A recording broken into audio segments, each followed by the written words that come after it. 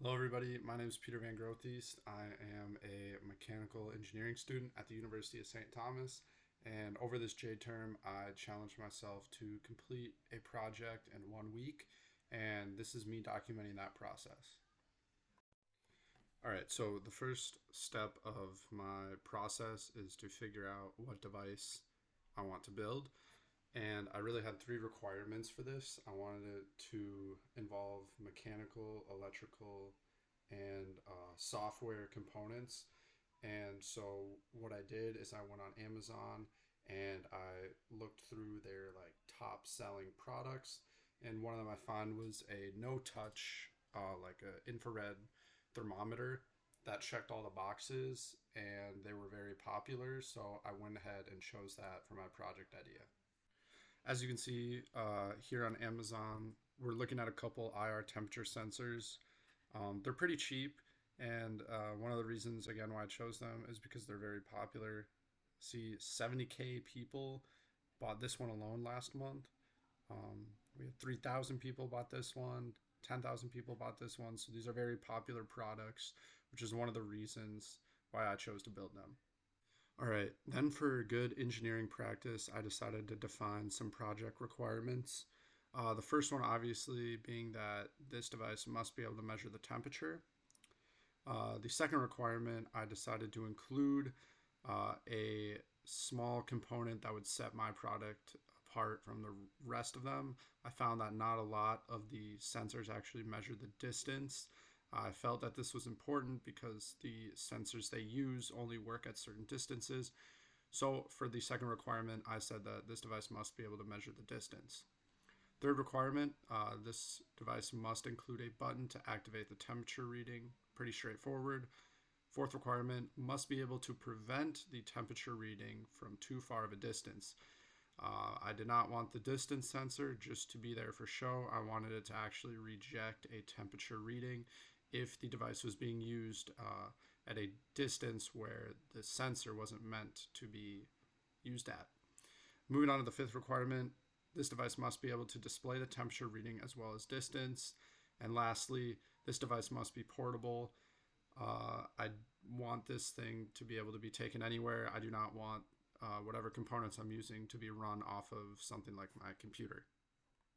All right, now that we got some project requirements defined, I wanted to create a little diagram of all the electrical components that would go into this project. So I know I wanted to use a ESP32 microcontroller because I had a lot of them lying around. They're very easy to use to me, and I'm very familiar with them. And I know they can give 3.3 volts, so that was really the driver of all these decisions that I'm going to talk about next. So the IR sensor, I just looked for one that was pretty cheap on Amazon that could be run off of 3.3 volts, so I went with this one here. The time of flight sensor, which is just a distance sensor, again, I chose this one because it could be ran off of 3.3 volts reliably. And then again, I wanted a display that was somewhat small and compact, that had a lot of pixels so I could manipulate it easily, and that also ran off of 3.3 volts, so I chose this one here.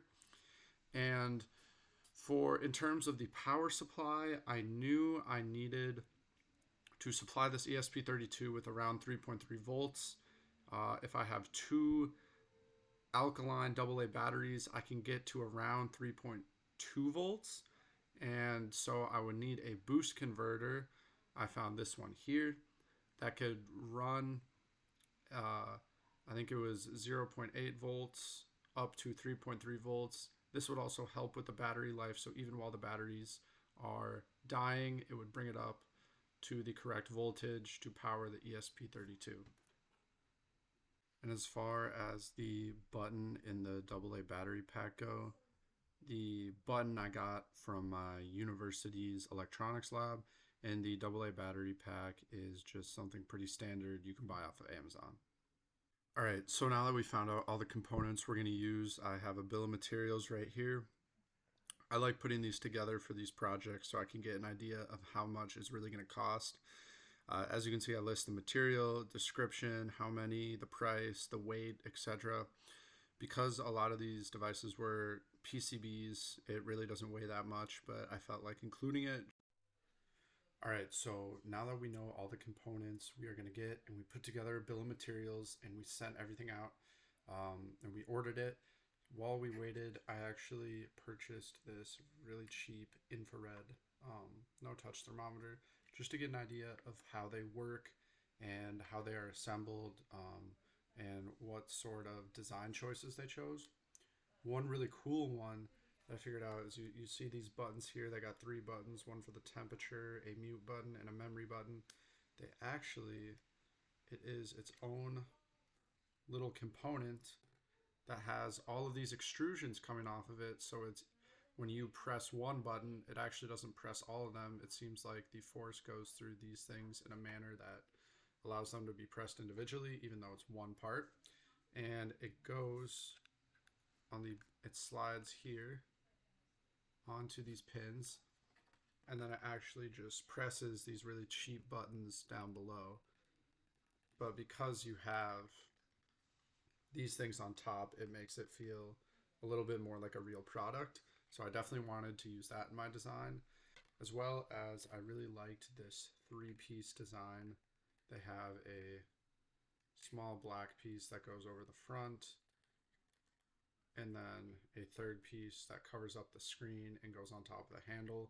I like that design, so I decided I'm gonna go with that as well.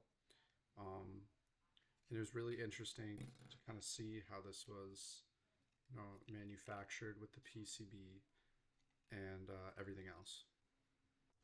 All right, so now that we have an idea of how we want to design this thing, I went ahead and went into Onshape, and I started by modeling the overall shape of the thermometer, what I wanted it to be.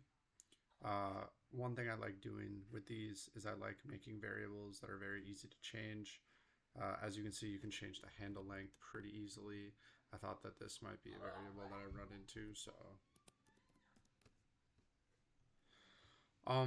Anyway, so I started out by designing the one shape, as well as I started designing the individual components I knew I was going to use, such as the infrared sensor, time of flight sensor, battery box, breaker switch, etc. And then what I did was I actually cloned the entire model of the thermometer 3 times, and then I went to each model and took out the pieces so that what was left was like individual components, as you can see here. And then I made those all shells because we do not need that much infill on a product like this. And then I went ahead and did the smaller design features, such as the holes where things would be mounted from, the button, etc. I knew I wanted this front piece to be where all these sensors were housed, so that's why I have all these little pins and holes for the sensors to look through, as well as mounting points. Really the most important part here is this handle. It is where the screen will be mounted, and it also has the area for the button. I included these rounded extrusions so that any stray wires in the enclosure can be routed around the button as to not interfere with it at all. This piece also has some mounts for the handle cover and mounts for this where all the sensors will be housed. Then if we move on to the handle cover, we can see it has a hole for the screen, as well as a button that is very similar in design to what I was showing you earlier. And yeah, I basically just threw this on my 3D printer. I printed it out of white PLA, and it did take me a few times to get it right. I started out with this small piece because I really didn't want to try printing it all at once. I wanted to get the diameters down so that I didn't have to use threaded inserts and I could just thread the plastic. So I printed this a couple times, got the dimensions down, and then changed the rest, and it was really a pretty easy print after that.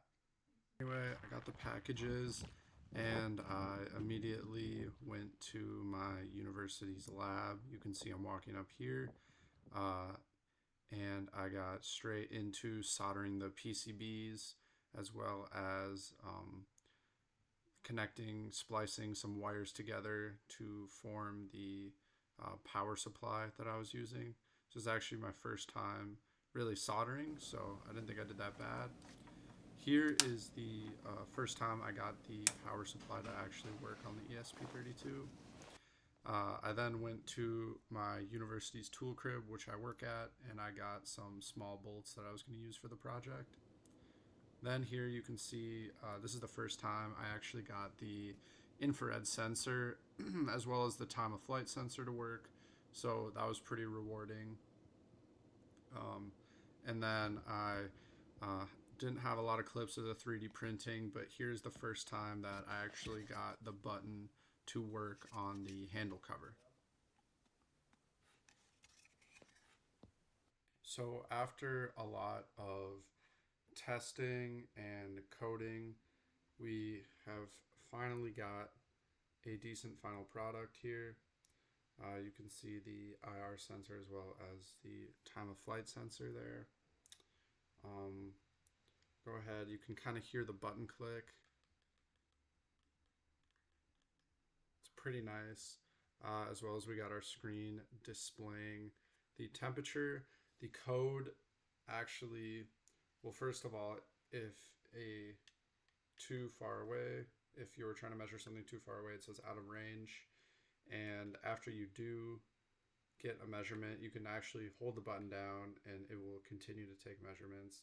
But after you release your finger from the button, the most recent temperature will stay on the screen for up to 5 seconds.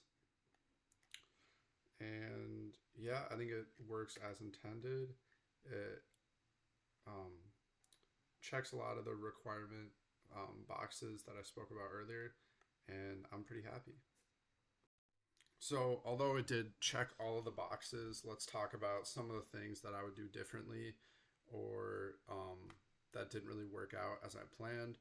The first one here, the breaker switch to turn on and off the power to the ESP32 does not fit through this hole.